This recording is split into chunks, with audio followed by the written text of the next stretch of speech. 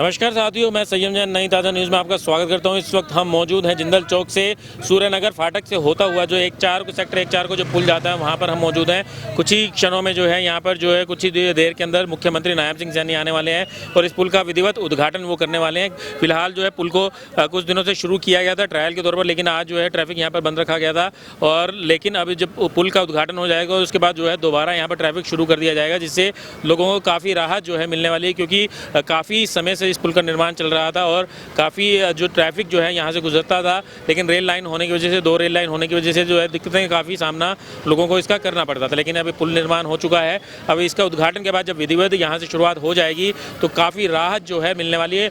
और उद्घाटन के बाद मौके पर जब हम कोशिश भी करेंगे, पत्रकारों से बातचीत अगर करते हैं सीएम नायब सिंह सैनी, उनसे जानने का प्रयास करेंगे कि एक और जो बड़ी योजना थी जो पिछले कार्यकाल में जो बनाई गई थी कि जो उप मुख्यमंत्री दुष्यंत चौटाला थे, तो एक एलिवेटेड रोड की बात की गई जो पूरे शहर के ट्रैफिक की यातायात समस्या से जो है निजात दिला सकती थी। उसके ऊपर जो है फिलहाल रोक लगी, उसके बारे में भी हम जानने का प्रयास करेंगे। तो आपको दिखाएंगे कि कैसे मुख्यमंत्री यहाँ पर आने के बाद उद्घाटन करते हैं, तो उनसे बातचीत करने का भी हम प्रयास करेंगे।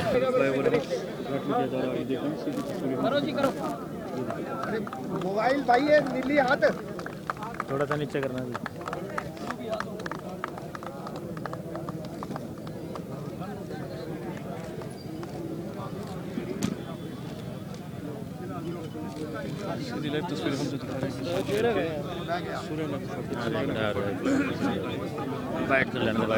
ये पुल है, ये हमारी सरकार की कटिबद्धता है विकास को गति से करना।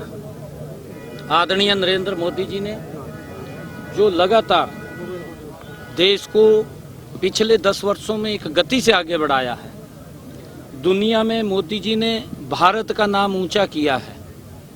आज मुझे खुशी है कि जो ये पुल सेक्टर 1 और सेक्टर 4 को जोड़ेगा, यहाँ पर बड़ा जाम लगता था और ये ओवरब्रिज जो बना है इसके ऊपर लगभग ये सूर्यनगर से और सेक्टर 4 और सेक्टर 1 तक जोड़ने वाला, इसके ऊपर 68 करोड़ 68 लाख रुपए का खर्चे से ये पुल बना है।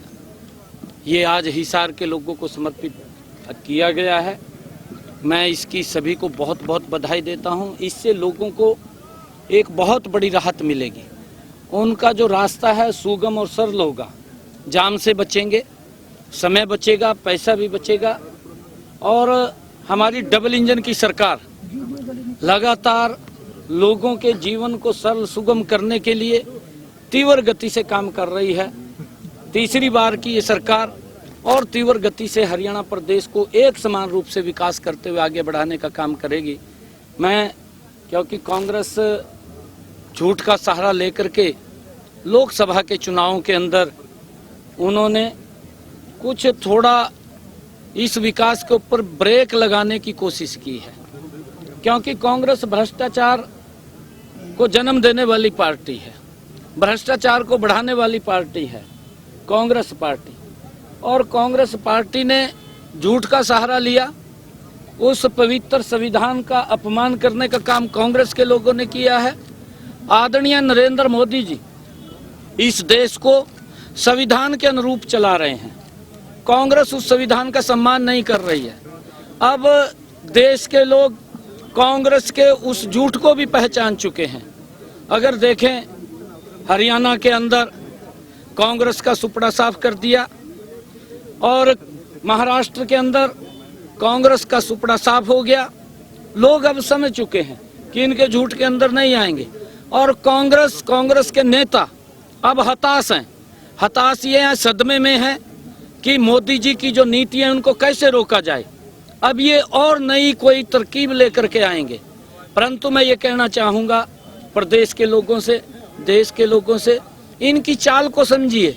ये लोग, ये जो गिरगट होता है ना, एक गिरगट और रंग बदलता रहता है, ये गिरगट की तरह रंग बदलते हैं और रंग बदलते हैं तो कभी किसी रूप में आते हैं, कभी किसी रूप में आते हैं।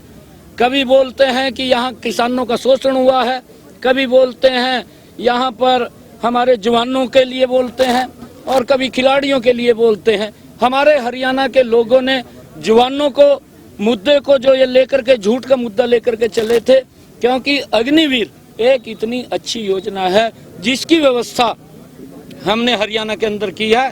एक भी अग्निवीर वो घर पर फ्री नहीं रहेगा, उसको सरकारी नौकरी देने का काम हमारी सरकार करेगी। और चाहे खिलाड़ियों के लिए जितना काम हमारी 10 वर्षों के अंदर नरेंद्र मोदी और डबल इंजन की सरकार ने किया है, आज तक के इतिहास में कांग्रेस पार्टी ने नहीं किया, परंतु झूठ बोल करके उनको बरगलाने का काम किया है, उसको भी नकार दिया है। और अगर आप लोग देखेंगे तो हमारे यहाँ जो किसान और हमारे सैनिक, हमारे खिलाड़ी, इन सब मुद्दों को वो नकार दिया है। और वही जो किसान के हमारे प्रमुख लोग थे जो इस एजेंडे को लेकर के चल रहे थे, उनमें से ही ये बात कही गई कि भाई हमने तो कांग्रेस के लिए बड़ा माहौल बनाया, तैयार किया, परंतु कांग्रेस कैसे नहीं कर पाई। ये उनका झूठ का चेहरा सामने आया है कांग्रेस का। कांग्रेस आने वाले समय के अंदर भी कोई ना कोई रंग बदल करके आ सकती है। मैं प्रदेश के लोगों से, देश के लोगों से एक बात कहना चाहूंगा कि कांग्रेस के इस गिरगट रूपी रंग से बचें, ताकि ये कौन सा रंग लेकर के आ जाएं, कौन सा झूठ फैला दें, कौन सी झूठ बात कर दें, इससे हमें बचना चाहिए। नरेंद्र मोदी जी के नेतृत्व में ये देश आज विकास की नई ऊंचाइयों को छू रहा है। पिछले 55 सालों में कांग्रेस देश के अंदर सत्ता में रही है। वो आंकलन करें कि 10 वर्षों में मोदी ने कितना काम किया, कांग्रेस ने कितना किया।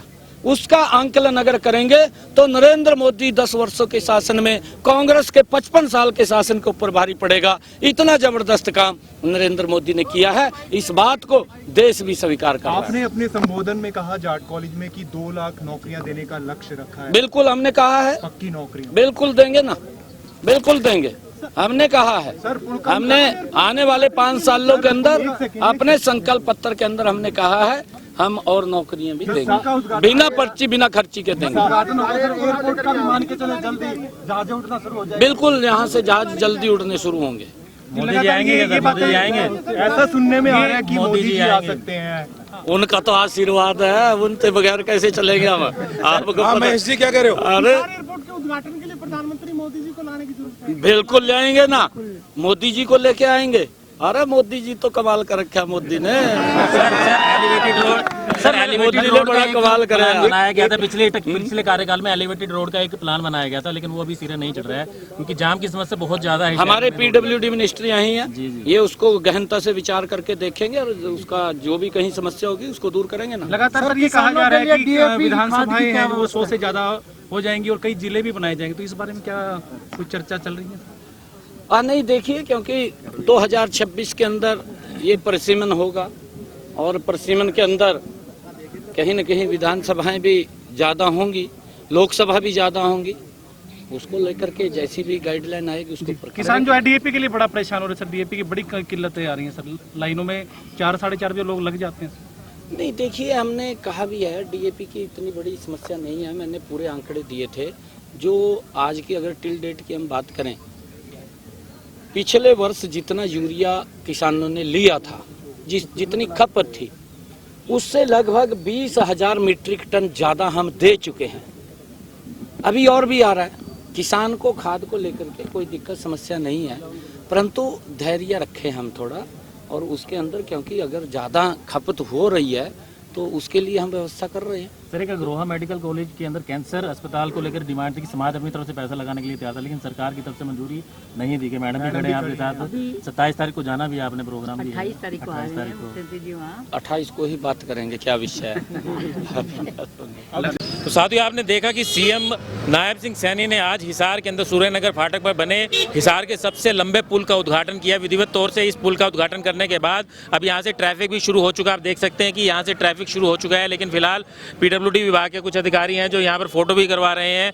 वो खड़े हैं यहाँ पर, जो एक्सियन है, जेई है और जो यहाँ पर एससी हैं, वो सब खड़े होकर यहाँ पर अपनी फोटो भी करा रहे हैं। पर लेकिन आप देख सकते हैं ट्रैफिक शुरू हो चुका है और सीएम नायब सिंह सैनी ने कहा है कि इस पुल के उद्घाटन के बाद जो है हिसार को ट्रैफिक की समस्या से कुछ हद तक निजात मिलेगी, क्योंकि काफ़ी बड़ा हिस्सा जो है इस पुल पे से यहाँ पर से ट्रैफिक जब निकलेगा तो शहर की मुख्य सड़क के ऊपर जो है दबाव जो है कम होगा। इसकी वजह से काफ़ी प्रभाव जो है ट्रैफिक पे पड़ने वाला है और काफ़ी दबाव कम होने वाला है। इसके अलावा भी सीएम नायब सिंह सैनी ने कांग्रेस को लेकर कहा कि कांग्रेस गिरगिट की तरह रंग बदलती है, तो कांग्रेस के झांसे में आगे भी ना आए। अब की बार भी उन्होंने कहा कि सरकार जो है बीजेपी की बनी है और जनता ने कांग्रेस के झांसे को नकार दिया और तीसरी बार बीजेपी की सरकार बनी, तो ऐसे ही आगे के लिए भी उन्होंने कहा है कि कांग्रेस के झांसे में जनता को नहीं आना है। साथ में जब उनसे पूछा गया कि एलिवेटेड रोड की जो योजना पिछले कार्यकाल में बीजेपी की बनाई गई थी, उस कार्यकाल की योजना की जो बात की जाए तो उन्होंने कहा कि पीडब्ल्यूडी मंत्री हिसार से ही हैं, रणबीर गंगवा, तो वो इस पूरी योजना को लेकर जो है विस्तार से उसके ऊपर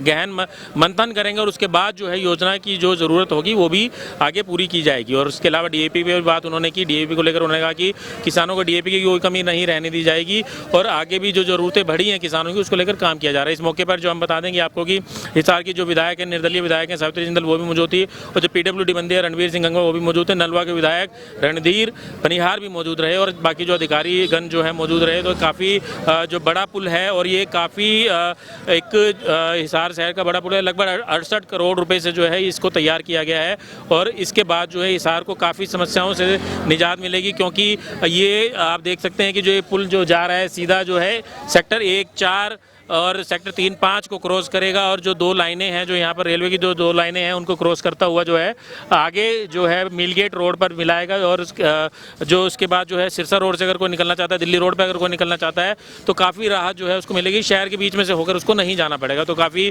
सालों से जो है इसका निर्माण कार्य चल रहा था, इसकी वजह से जो है काफ़ी दिक्कतें भी लोगों को आ रही थी, लेकिन आज इसका विधिवत उद्घाटन कर दिया गया है, जिसके बाद जो है लोगों को काफ़ी राहत यहाँ से मिलने वाली है। मैं सैयम जैन, कैमरामैन अशोक के साथ, नई ताज़ा न्यूज़, हिसार।